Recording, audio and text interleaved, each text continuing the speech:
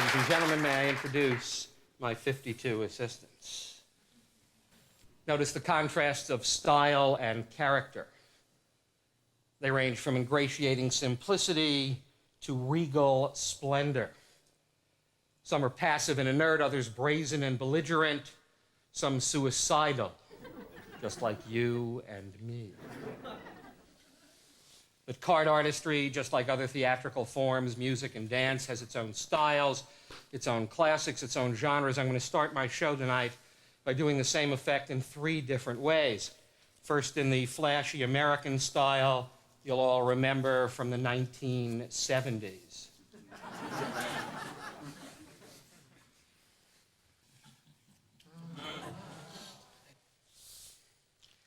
Well, on my way to the luckiest night of my life. Now, the same effect as you might have seen it performed by a European.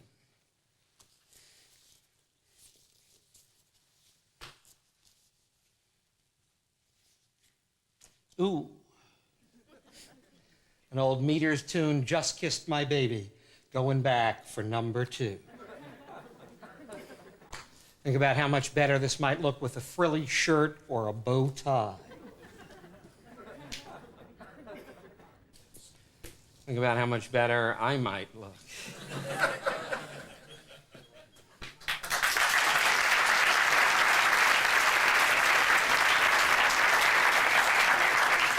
Now the same effect as you might have seen it performed in a drawing room, very much like this one at the turn of the century. Ladies and gentlemen, I shall endeavor to illustrate and show how futile are the attempts of plebeians to enter that select circle of society known as the beau monde, and indeed to show how such entree is prevented by the polite yet frigid exclusiveness of its gentler members. Let us assume it is the occasion of a public reception. Our table the hall, our deck the common herd, and we would fittingly select the 4 queens as representing the feminine portion of the smart set. Now, as would naturally be the case, I shall besiege these high-strung patrician ladies with attentions from the lower orders, which these next 12 cards shall represent. I shall start by placing 1, 2, 3 commoners on Her Majesty, the Queen of Hearts. The next 3 outsiders on the Queen of Diamonds. And though the mention or notice of all these suitors is equally abhorrent to the grandes dames, I shall treat them alike by placing on the Queen of Spades 1, 2, 3 more rank outsiders. Finally, the last 3 who have been closest to the bottom, therefore least crowding and most deserving to proffer their homage on the Queen of Clubs. Ladies and gentlemen, as you have seen, I have brutally taken advantage of these tenderly nurtured and unsophisticated young creatures by placing them in positions which must be extremely galling to their aristocratic sensibilities. Can they endure? Can they endure? Yes. Yes. Indeed they can. Having some knowledge of the marvelous subtlety, resources, and finesse of the sex, I feel confident these women can, with tact and discretion, easily elude their persecutors and form a more congenial coterie amongst themselves. Watch first the Queen of Clubs. Watch her as she turns her back on the suitors and then goes to Windsor for the weekend. Next, the Queen of Spades, slightly more daring than the others, tantalizes the men, Gucci, Gucci, goo. Amidst their consternation, makes good her escape. The Queen of Diamonds knows the aphorism, it's easiest to disappear in a crowd. Now you see her, and alas, now you do not. Or, as I suggested only a moment ago, is it possible these women could seek out each other's company? The fatal vanity of the sex could prove me correct. That's 1, that's 2, that's 3, and that's 4.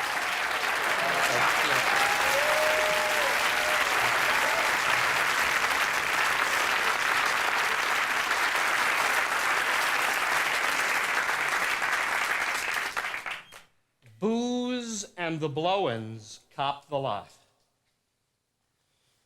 Anybody have any idea what I'm talking about? This is the refrain from a 15th century poem, a poem by Francois Villon. It says, no matter how you earn your money, you're unlikely to keep it, whether you hustle or swindle or con or cheat, because in the end, booze and the blow-ins, wine and women, take it all. Suppose you screeve or go cheap jack or fake the broads or fig a nag or thimble rig or nap a yak or pitch a snide or smash a rag. Suppose you duff or nose and lag or get your straight and land the pot. How do you melt the multi-swag? Booze and the blowins cop the lot. Suppose you try different tack and on the square you flash your flag. At a penny lining make your whack or with the mummers mump and gag. For nix, the dibs you grab at any graft, no matter what. Your merry goblins soon stravag. Booze and the blowins cop the lot. It's up the spout and Charlie wag with the wipes and tickers and whatnot until the squeezer grabs your scrag. Booze and the blowins cop the lot. This is William Henley's 19th century translation of Villon, rich in the canting language, the criminal slang of its day. It talks about debasers of coin, short change artists, dice mechanics, card hustlers. These people are my friends. I spent most of my formative years learning the techniques of deception. Now, many years later, I can tell you that I believe there are more differences between the cheater and the sleight of hand artist than there are similarities. Take, for example, an evening like this. If I perform badly, I might suffer the disapprobation of the audience or an empty house. If I perform equally poorly at the card table, I could suffer loss of limb or even life. Notwithstanding, I would like to demonstrate art, ruse, and subterfuge at the card table. To do this, I have to be sure there are a number amongst you who are familiar with the basic laws of poker, blackjack, gin rummy. Do we have any serious card players in the house? Well, thanks. It's been fun performing for you. You play some cards on a fairly serious level? Great. Can I induce you to help me for a moment? And I need somebody else as well, a card player.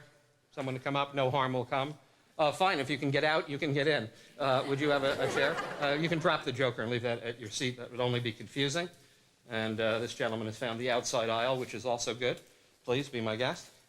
Your first name is? Jeff. Jeff, Ricky. Appreciate you coming up. And you are? Larry. Larry, still Ricky. Still Ricky. So Jeff and Larry have been kind enough to join me for what will be a brief philosophical discussion on the nature of cheating. Jeff, Larry, let me pose a scenario to you gentlemen. If I said to you these cards were marked, they are not. But if I said they were marked, visualize that, and we played with these cards and I subsequently won a lot of money from you, would you be more inclined, Jeff, to call me a hustler, a cheater, or someone taking advantage? Which of those three terms? Cheater. Cheater. And Larry? Cheater. And I would say a cheater. I think we have no problem with agreement on this particular issue. Let's try another scenario. Let's say we're playing pool instead of cards. Let's say I was capable of running 30 or 40 balls every time I addressed the table. You gentlemen could run 3 or 4. We played games to 100 points. We played for a lot of money. Not only did I win, but I won 100 to 96, 100 to 99, 100 to 98. What term do you think would apply there? Hustler. No disagreement from me. You've all seen that movie with Paul Newman, haven't you? The Hustler. It's a classic. I mean, and why is that?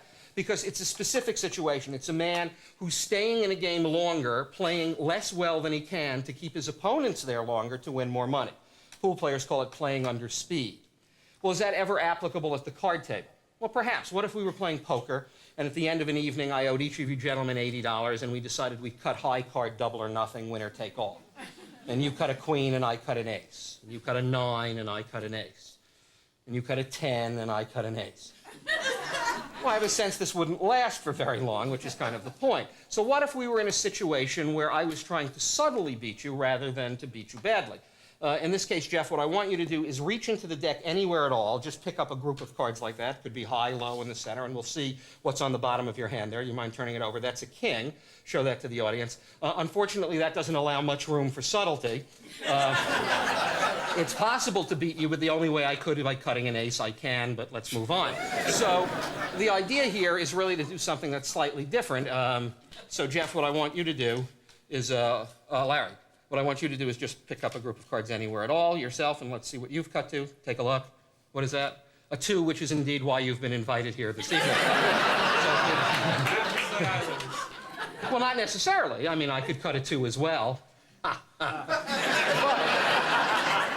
here's the idea. If I wanted to keep you around, I might want to tempt the fates by just beating you. What do I mean? What if I could cut a 3 to just eke out a victory over your 2? I can. And that's sort of the point that I was talking about. Now, I have to confess, if we were playing for $80, I might want to cut a 3 to beat a 2. If we were playing for thousands, I might want to try to get an ace. So you gentlemen are really the eyes of the audience. I want you to watch me very closely as I do what should be good, solid riffle shuffles, something that you would be happy to see within the course of your own game. I'm going to give them one more and then do what gamblers call a dead cut, which is literally trying to let my hands reach the deck and cut an ace. This is an acquired skill. And once again, please notice that there are no breaks or protrusions in the deck. There are no dog ears. I'm going to take the deck. I'm going to divide it very cleanly in half. I really am going to solidly shuffle the cards. And once again, I'm going to try to do what's called dead cutting an ace, to reach down into this part of the deck and cut out another ace. And by the way, notice if I'd cut even one card too few or one card too many, I would have not have cut an ace. By the way, this is also something I practice left-handed. That's in case someone breaks my right thumb. So let me try to cut the ace of spades for you left-handed. Oh, lucky me. Now, those of you who follow the game would understand that each time I cut an ace, it's so much harder for me to cut the next one. This has something to do with the law of probability. So anyway, that's the concept. And once again, gentlemen, I'm going to ask you to watch me narrowly as I shuffle the cards.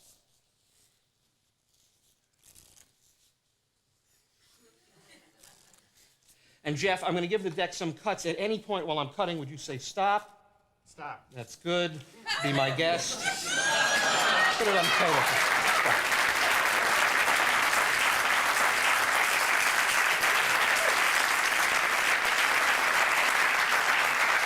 You gentlemen have been doing very well. Can I induce you to stay for the postgraduate lecture here? Thanks. Tonight I've chosen 3 topics for discussion. First, card control, what happens when cards are shuffled and cut. Then I'm going to talk a little about false dealing. You've heard the term dealing from the bottom of the deck, probably. I'm going to discuss that. Then maybe end up with a demonstration of card stacking. But first, can cards be controlled? Well, yes. So I'm going to demonstrate how this actually might look. This is very strange. This is really a gambler's exercise.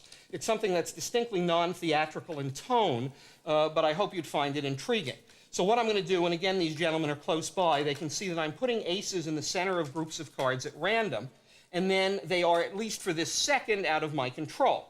And what does that mean? It means it's an exercise in isolation, so there are many cards in between each ace, and yet when I push them into the deck, I don't leave them protruding by a 1/16 of an inch or a 32nd of an inch. At least for the moment, the aces are out of my control. I mean, they're squared, and they're in the center. They're not sticking out. How do I get them back in my control? Well, I'm going to be honest with you. I get them in my control by shuffling. How do I shuffle the cards? Well, this is a complex issue. If I were a cheat, I would want to shuffle the cards in a way so I did not seem more clever or less clever than anyone else in the game. Let's say we were playing gin in Miami Beach and people shuffled in the old-fashioned way like this, then that's the way I would want to shuffle cards. If we were in a rather elegant New York bridge parlor, you might see someone shuffle the cards in this way and then do a little bridge afterwards. That's what that's called, a little flourish, but it's a simple riffle shuffle. If you're in Las Vegas, you wouldn't be allowed to shuffle cards like that. A pit boss would actually say to you, you must shuffle cards with them flat on the surface of the table. Why?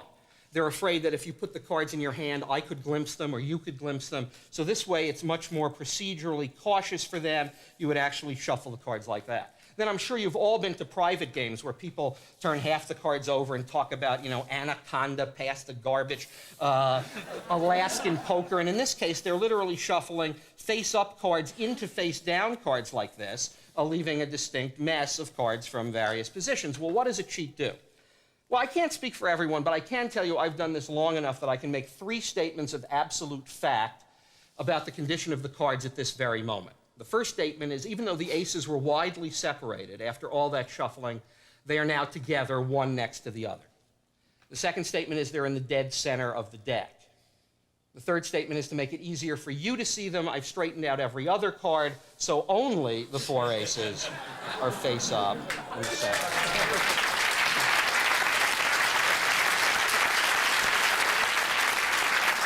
So that's an example of card control, albeit a flamboyant example, but nevertheless. So how do you deal with this in a real situation? Let's say we're in Miami Beach, we give an overhand shuffle, we're now going to play some gin rummy, and now this should look serious and above board. 2 hands of 10-card gin. Turn over a knock card. Do you play a little gin? Good. What I've tried to do is deal my opponent a solid gin hand, but more than 30 unmatched points. So take a look with me and see if we've been successful. And you can see that there's a meld here and a meld here, but 2 kings and a 10 and a 3. That would be 33 unmatched points. I know this is a little technical for some of you. If you don't play gin, by the way, this is gin. That's the 9-8-7 of diamonds, 5-5-5-5, and the 8-7-6 of spades. I win. So, let's try some 21. I'm sure you play a little blackjack. Now, remember, if we're going to play 21, you're going to see me shuffling like you would in a Vegas casino. You'd see these strip cuts. I'm going to be like the house, which means I'm going to stand on 17 but hit on 16. You can make any choice you want. I'll even show you what I have. I'll stand. You're going to stand, okay. You have 18. I have 16, so I have to draw. So I'd be looking for a, well, 5 would make 21.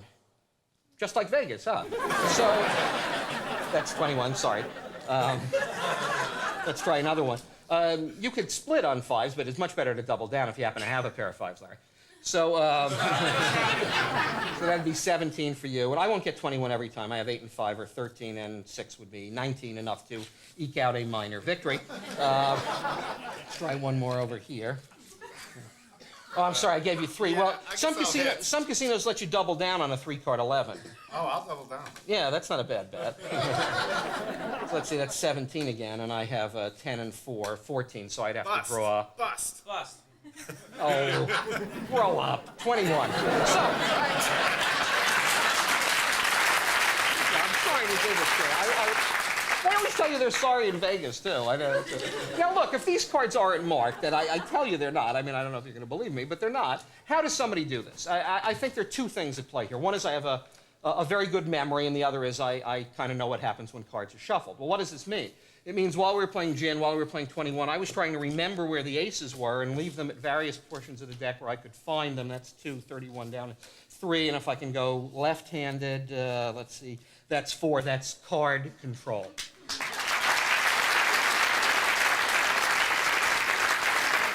We'll move on to the second phase here. I did tell you that I talk a little about false dealing. You've heard the term bottom dealing. Second dealing, is that something you've heard of? Yeah, you too as well, Larry? You guys have been around the block. Here's the way this works. If I had the ace of spades on top of the deck and we were playing in a game, I'd want to deal that card to Larry unless I didn't, which means that I wouldn't deal him the top card. I'd make it look like I was dealing him the top card, but I would be keeping it on the top. That's why it's called second dealing. It's an odd concept. It looks like the top card is coming off the deck, but in fact it isn't. So this is something that one could do, and this requires practice. Now, bottom dealing, some people say, is even a little more difficult. In this case, you'd place 4 aces on the bottom of the deck. And again, I want you to see that this is not an optical illusion. The aces really are on the bottom. What I'm going to be doing here, this works with 5 or 6 hands in the game, but in this case, I'm going to deal my opponents a card and myself a card. His cards come off the top. My cards come off the bottom. This is cheating. Now, the most elaborate form of false dealing is something called center dealing. This was literally unheard of 70 years ago. It's almost never been seen. And well, I'll actually tell you about its origins. In 1933, 2 men who I believe were the greatest card handlers in America, a man named Charlie Miller, who is living in El Paso, Texas, and a man named Di Vernon, a Canadian living then in New York, received a phone call from a mutual friend. And this guy said, there's a fellow out here in Wichita who can deal from the center of the deck. These 2 men hung up the phones, packed their bags, and left for Wichita. Well, what made 2 grown men travel so fast and so far? I'll try to explain in layman's terms. If I were going to deal 4 aces from the bottom of the deck in any normal game, bridge or gin or canasta or poker, I would ask the person on my right, in this case Jeff, to cut the cards. So if the aces were on the bottom, you would be cutting them into the middle. So before I could deal them from the bottom, I would somehow have to nullify your cut. Now, this is possible. I could do the hop, the pass, the shift, saute, la coupe. But these are difficult maneuvers. And they're especially difficult because everyone's staring at your hands at that important part of the game. If instead I could leave the 4 aces anywhere in the deck and deal them by feel, this would be an enormous advantage.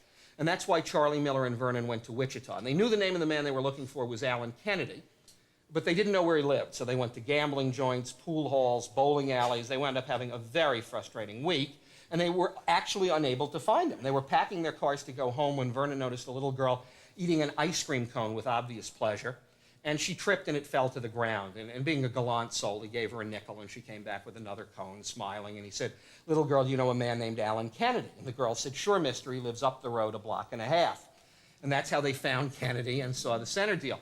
And Vernon loved to tell the story when he was in his 80s. He'd always kind of lean back and say, "Yes, and a little child shall lead them."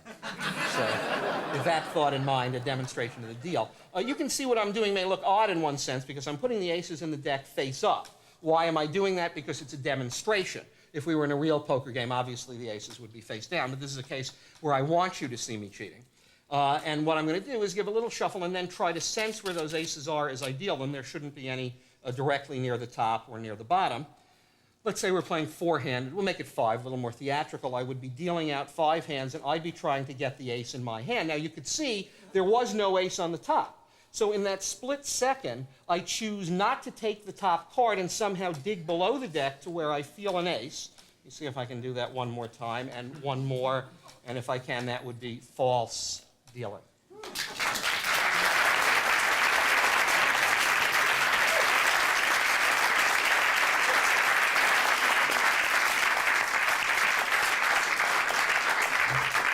Well, as you George Bernard Shaw fans know, he said every profession is a conspiracy against the laity.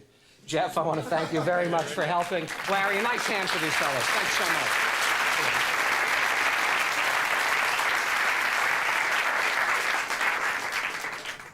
much. I should point out that it's actually very difficult to come up under the hot lights and make rational card-playing decisions. I thank you both very much indeed. In the course of that demonstration, I mentioned 2 people who had a profound influence on my life. Charlie Miller and Di Vernon. They both died just a couple of years ago. Charlie was 80, Vernon was 98. The reason that I moved to Los Angeles more than 20 years ago was to spend what I thought would be a few years with these men, and it turned out to be 2 decades. And not only did I have the great pleasure of watching them perform, they also would regale me with stories of the sleight of hand artists that they saw when they were younger. And I think the name that was mentioned more than any other was the name of Max Malini. Malini was born in Austria-Hungary in 1873.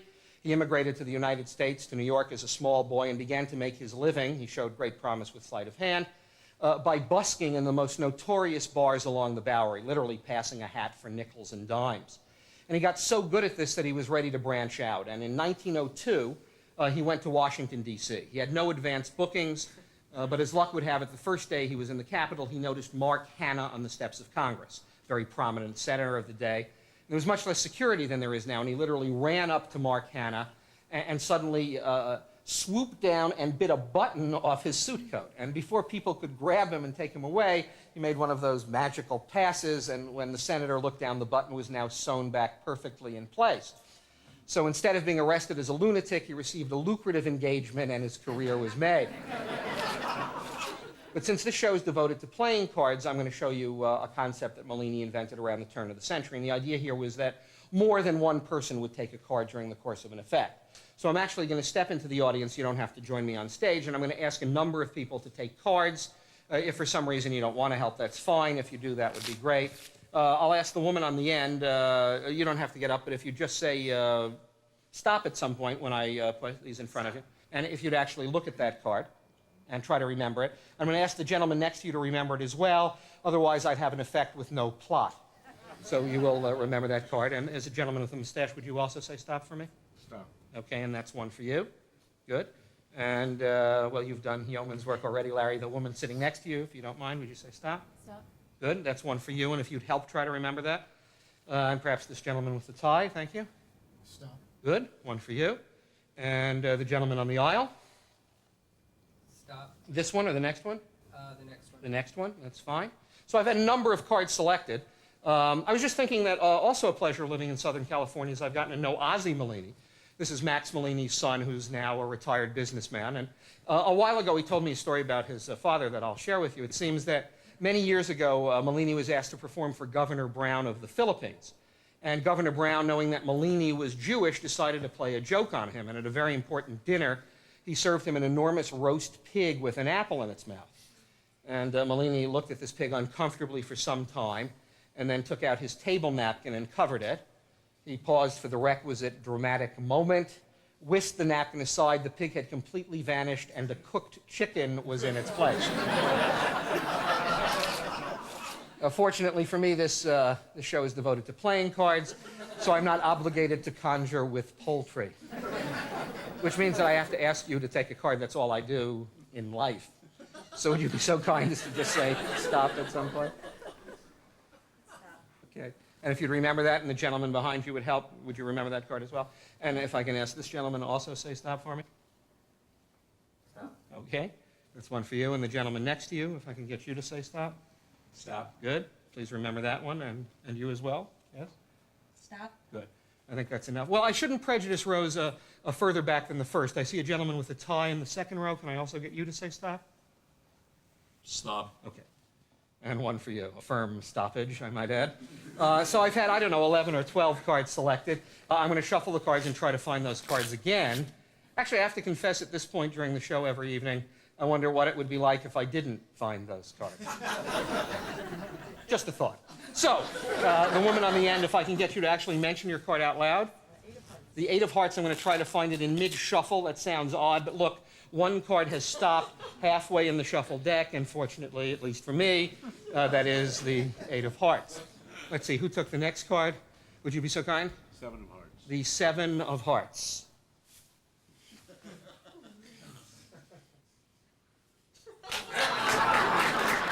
Good. And let's see. Was yours possibly next? Would you mention it? 6 of spades. 6 of spades. I'm going to try to get the deck to sort of shoot out and cut itself right at your card, which is the 6 of spades. And yours, sir? 7 of diamonds. The 7 of diamonds, from the 6 to the 7 of diamonds. And the gentleman on the end? 10 of spades. The 10 of spades. I'm going to find the next card by means of a simple cut. And that is the ace of clubs, the card the woman on the aisle took. Your ace of clubs. Your card was, you're shaking your head no? No. Ace of clubs?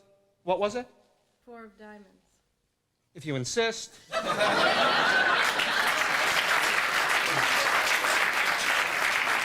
I'm looking for a little sympathy. You give me nothing.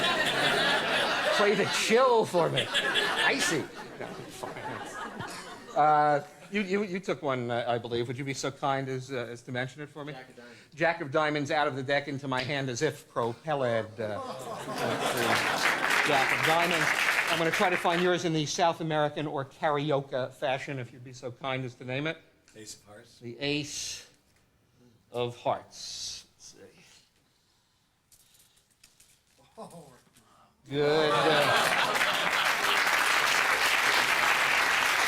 You haven't forgotten yours, I trust. What was that? 9 of clubs. The 9 of clubs, the last card. Yeah, you didn't take one, did you? Were you? Oh, in the second row. What was yours, sir? 6 of diamonds. 6 of diamonds. Well, I'll have to find both of them. 9 of clubs, 6 of diamonds.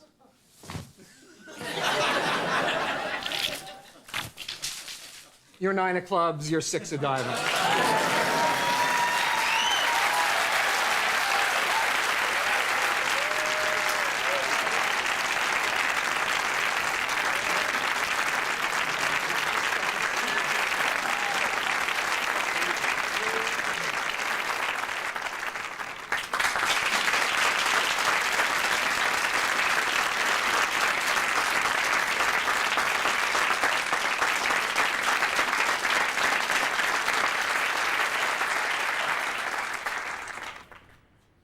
How many of you are interested in astrology?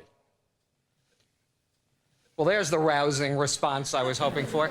I read in the newspapers that 71% of Americans read their horoscope.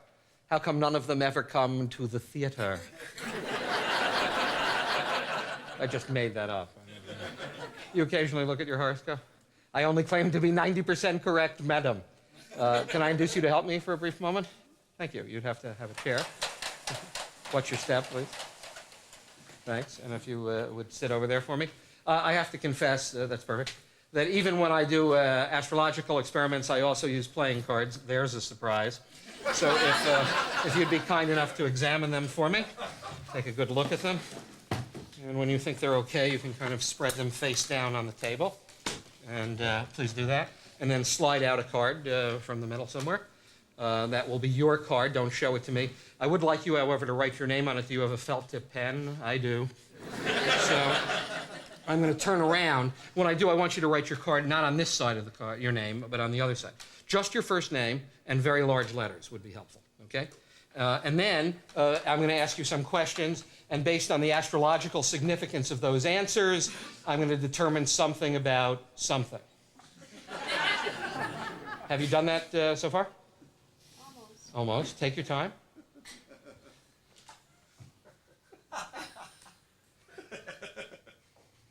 Good. May I have the pen back? I'm not a wealthy man.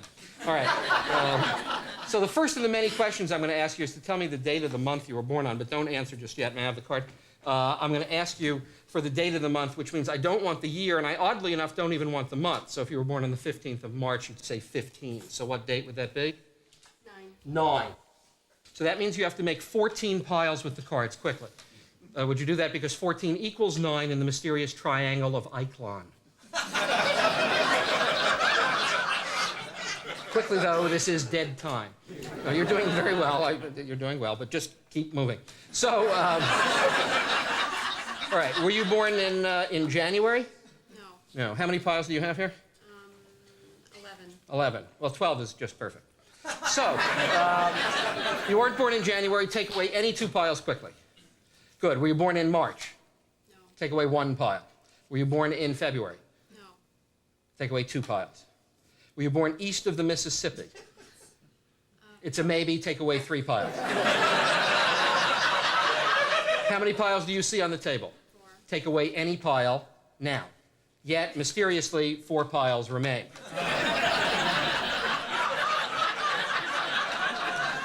Do you read the classics? Take away 1 pile. Who killed Laura Palmer? Take away 3 piles. Were you born under a picture of Balzac? In that case, take away 4 cards. Ladies and gentlemen, by a strange process of elimination so peculiar, I myself am amazed. We are left with 1 card and my favorite phrase, 1 card only. For the first time, would you mention the card you selected? King of Spades. With your name on it,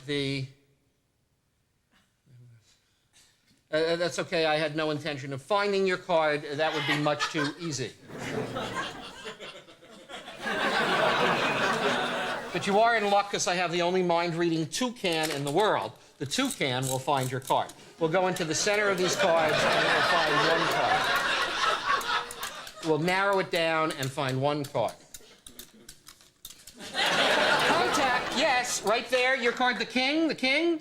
Is your signature there? No. Why not? Oh, a different thing. Oh, I'm sorry. This hippopotamus head will find your card. This hippopotamus head will move around and find your card.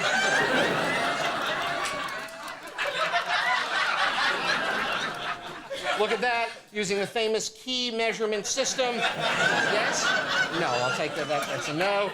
In this case, this snail will find your card. The snail will actually push out a card. It's going to go somewhere here, moving as snails do. A predator snail, moving as they do. Look at that, look at that. He's eating. Yes, absolutely no. That's a no. All right. So this turtle with the human head will find your card.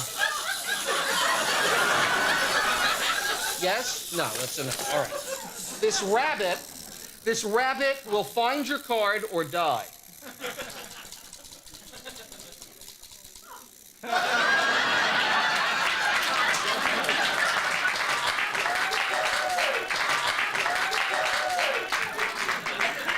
Would you be surprised if your card was in this can of peanut brittle? So would I. I've been doing this since I was 4, never once as the card. Ladies and gentlemen, there comes a time in every strange person's life when he must get serious. For me, that time is at hand.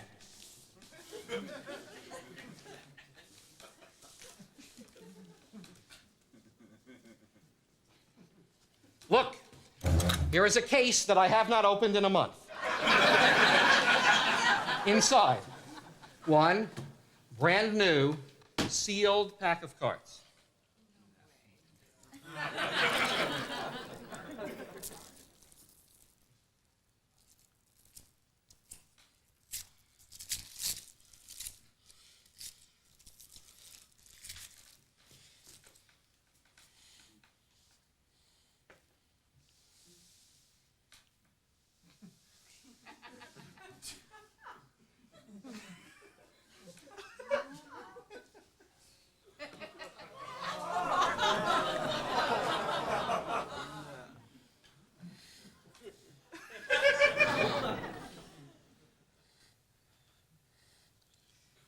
Is your name, by any chance, Erin? I would take this as a very good sign. And is that your name on the King of Spades? That's it. Thanks so much. Let me help you back up.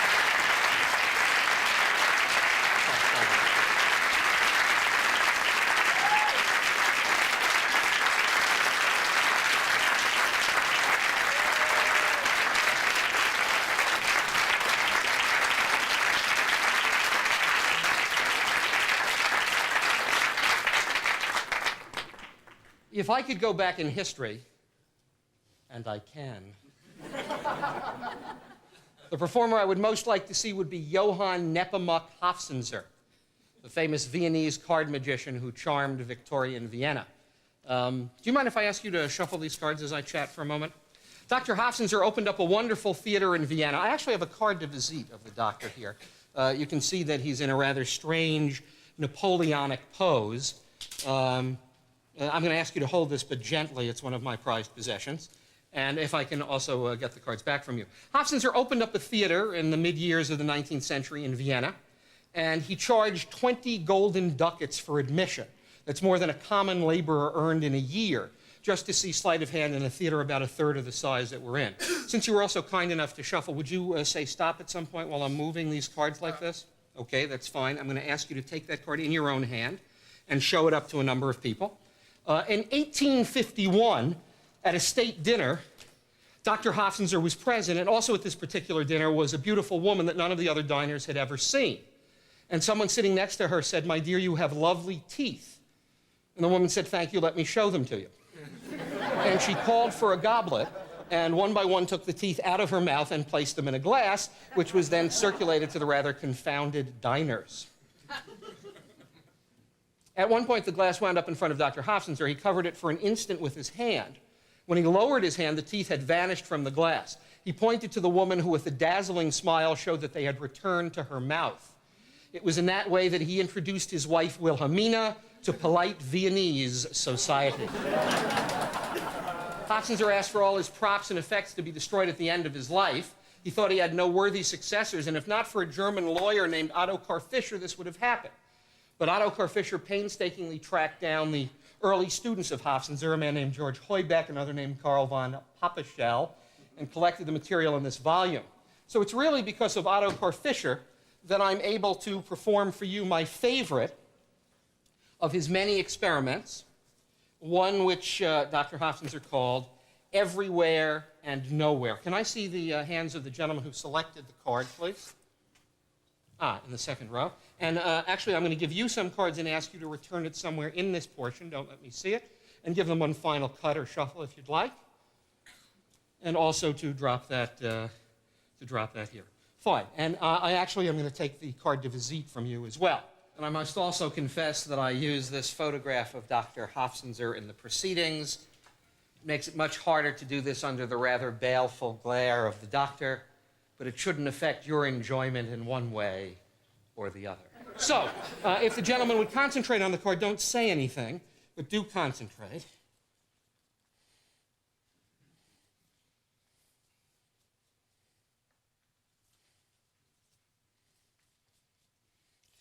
Well, I'm going to make a definite statement here. Your card is one of these three. Apparently not the rousing denouement you were hoping for. Well, what would Dr. Hofzinser do in this situation? Well, he said that the most powerful magic on the earth was the power of a woman's gaze. So I'm going to ask that gentleman to point to a woman close by you who, from their seat in the audience, can help me complete the experiment. Would you do that for me? You're gesturing to the person at your side. For the benefit of those behind you who can't see your gaze, with your voice, would you identify for me, select one of the cards closest, in the center, or furthest away? Any one of those three. The center. And I'm going to ask you to stare at that card, and I'm telling you, if you do, it must be the card selected by the gentleman. So would you stare at the center card? Thank you. And you, sir, would you name the card which you selected? Two of clubs? Good. This is the two of clubs.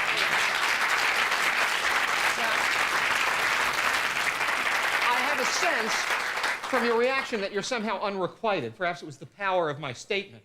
Maybe you want me to take this a step further. So I will. I'm going to ask the woman now to change and select the card either closest to me or furthest away. Would you designate one of those two? Closest to me. And would you stare at that card? Because if you do, then this card would have to become the 2 of clubs. The plot thickens.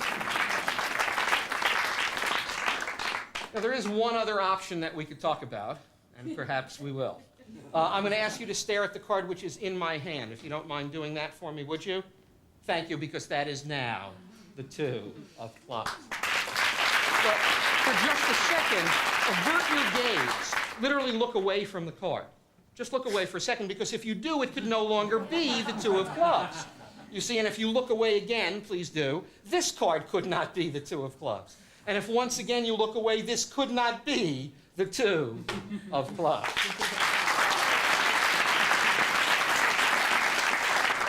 So you've witnessed an experiment from the 19th century, an experiment called Everywhere and Nowhere.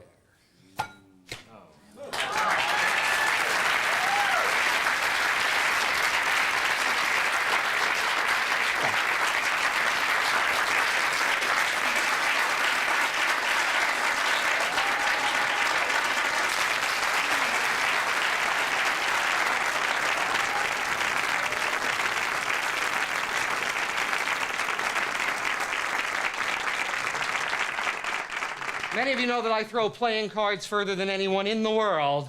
Thank you very much. I'd like to demonstrate my unusual skill for you this evening, but unfortunately this theater is much too small. Consequently, all I can really do is speak about the advantages of cards over more conventional weaponry. First, they're inexpensive. Secondly, if you're good with them, you can make a small fortune before the actual attack. Third, there have been no convictions for carrying cards as a concealed weapon. If you are, for instance, attacked by a door, you could kill the door, but I know what you're saying. You're saying, sure, this man throws cards with incredible speed and uncanny accuracy, but can he throw a card and have that card returned to his hand, a simulacrum of the Australian boomerang? But I know what you're saying. You're saying, sure, this man can throw cards and have them returned to his hand, a simulacrum of the Australian boomerang. But can he, upon that card's return, cut it neatly in half with a pair of giant scissors? Yes, he can. Does anyone here have a pair of giant scissors? I do. And I might add, I feel so much better now. So here's how this works. I throw it out, the card comes back, I cut it, and I should point out, if you're attacked by a pair of giant scissors, you may throw the card at the scissors, disabling the scissors completely.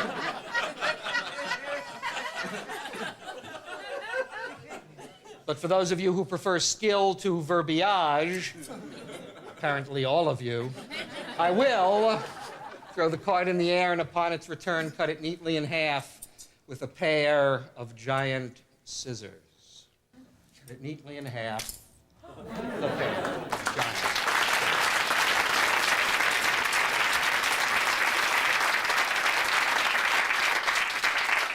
Quod erat demonstrandum.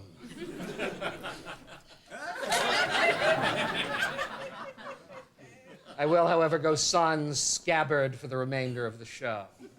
Or as the Elizabethans say, go bear. But I know what you're saying. You're saying, sure, this man can cut cards neatly in half with a pair of giant scissors, but can he defend himself against plastic? This seemingly mild-mannered plastic duck, once on an otherwise festive night in Rio, took a small portion of my anatomy home with him. I keep him around as a reminder of how difficult life on the road can be. If you're attacked by a plastic duck, I suggest 3 methods of self-defense. First, the stare. This angers the duck. Next, the bold gesture. This infuriates the beast. Finally, I suggest firing a card at the duck. Yats!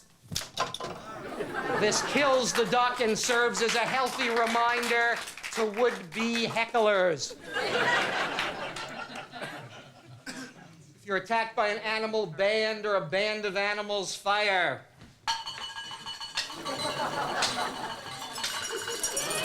Ah, yat!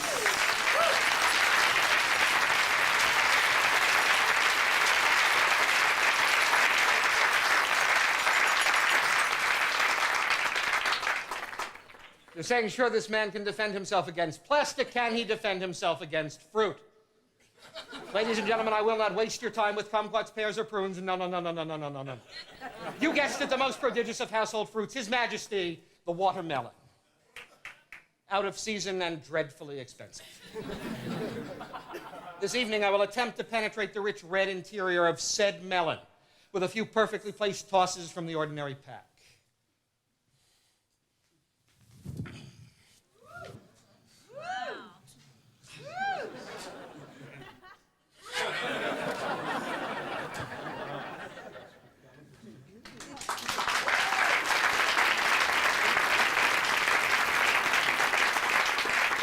Many of you will notice that my last two shots have landed in exactly the same slit in the watermelon. A feat so impressive, I am forced to mention it myself.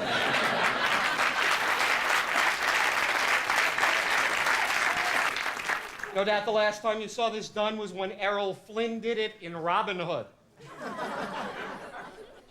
Understand that I could continue throwing cards in the same slit in the melon all night long, but I'm forced to stop because it's too much fun for the melon.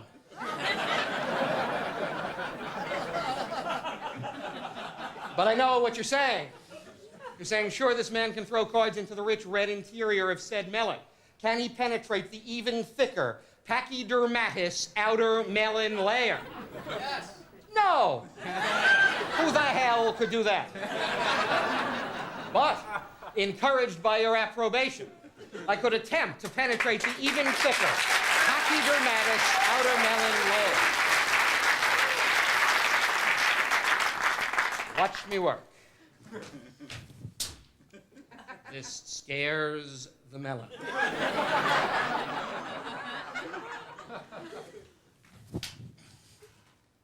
This wounds the melon.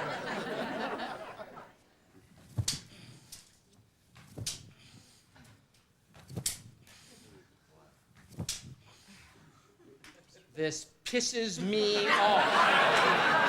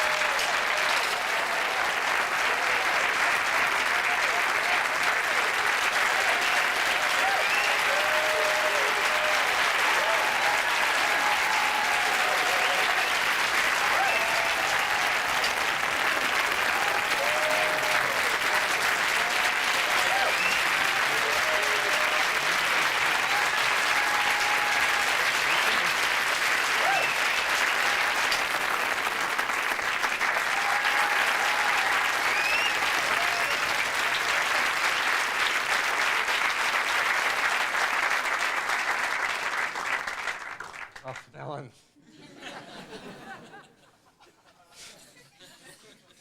You know, until Johann Nepomuk Hofzinser called playing cards the poetry of magic, a conjurer's skill was determined entirely on his ability to perform one effect. That was called the cups and balls.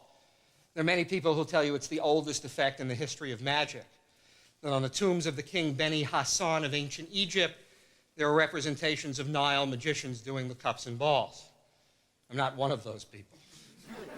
I will tell you the game was known to the Greeks and Romans, that Seneca wrote about it, that the earliest iconography in our venerable art, the famous planetary drawings of Ulm in the 15th century, do show cups and balls conjurers. The game has been played continuously for hundreds, if not thousands of years. With your kind permission, I'd like to end my performance this evening by showing you my version of this classic, which I call the history lesson. In 1584, Reginald Scott wrote the first practical treatise on conjuring in the English language, and in it he spoke about putting a ball under a common object, like a candlestick, He also said one might use a salt cellar, a bowl, or even a cup, and if the conjurer was clever, he could make the ball vanish and appear almost at will.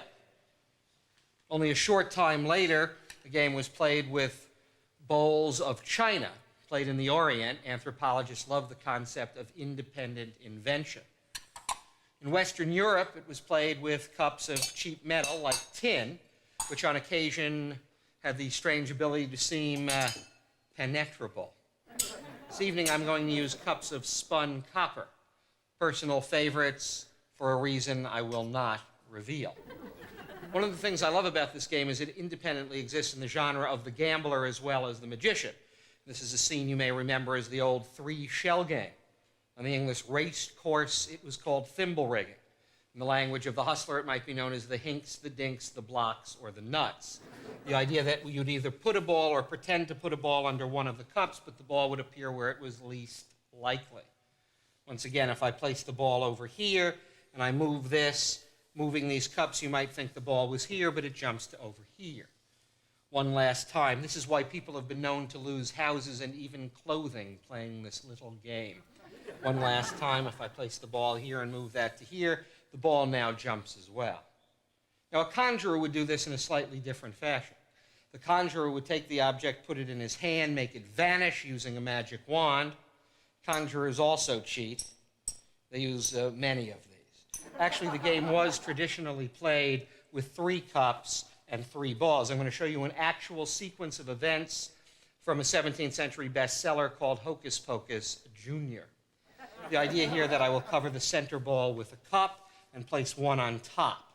Then I'll actually cover this and try to make the ball penetrate solid through solid, joining its mate below. Now that you know the sequence, why don't you follow it again? This time a ball penetrating through 2 solid copper cups. This method, a personal favorite of Matthew Buchinger, the little man of Nuremberg. He was only 28 inches tall. The cups obscured almost his entire body. Look, that's enough for 3 balls to appear below. Matthew Buchinger had no arms or legs, but he did have 14 children. The most famous man to ever play the game, the Italian Bartolomeo Bosco. Bosco appeared in the beginning of the 19th century. He cut an unusual figure on stage. He wore a black satin waistcoat, black velvet trousers. He made sure his sleeves were carefully rolled up. He took out his magic wand and polished the tip, a wand which he said was made of a strange amalgam of metals known only to himself and Erasmus of Rotterdam. Above his table was a brass bell. He hit the bell and said the words, Spiritae mihi in infernali obedite, infernal spirits obey my command. Bosco's sequence with the cups and the balls. Vade. Jubio. Celerator. 3 gone, and yet 3 return. Bosco had only one contemporary rival, the slightly older Frenchman named Conus, who in 1795 announced that he would make his wife, who was 5'7", appear under one of the cups. Practice though I have been unable even to get married. Wouldn't even touch these with his hand. Actually, he said the only reason a magician used 3 was to confuse you. So he took 1 ball and placed that aside in his pocket. He took the 2nd ball and also placed that away. It still left 1 ball over here, but it didn't explain how this ball came back. Conus explained it. He said the magician did a feint. He only pretended to take the ball. Actually, what he did was to pretend, put his hand back, and then insinuate the ball under the cup. Conus said, I do no such thing. When I place the ball in my pocket, it really stays there. How could it come back, and indeed where? Perhaps back to the 16th century. But many of you may prefer the game the way it was played in the Orient, with 2 bowls and 2 balls. Or you might prefer the European version with 3 cups and 3 balls. And if you have been paying attention, you know there would be one ball under the center cup, but now there are 3. And that's the way the game was played for another 120 years, until it was revolutionized once again by Max Malini, the man I spoke of earlier. Malini would take 3 glasses and wrap them in newspaper. He would take a cork from a wine bottle and cut it into 3 sections. He would take the 3 sections of cork and place them in his pocket. Then, fashioning an impromptu wand out of a celery stalk or an asparagus spear, he would tap the glasses and say, "Spiritai mihi in finale obedite," or anything else that came to mind. And that's the mystery of the cups.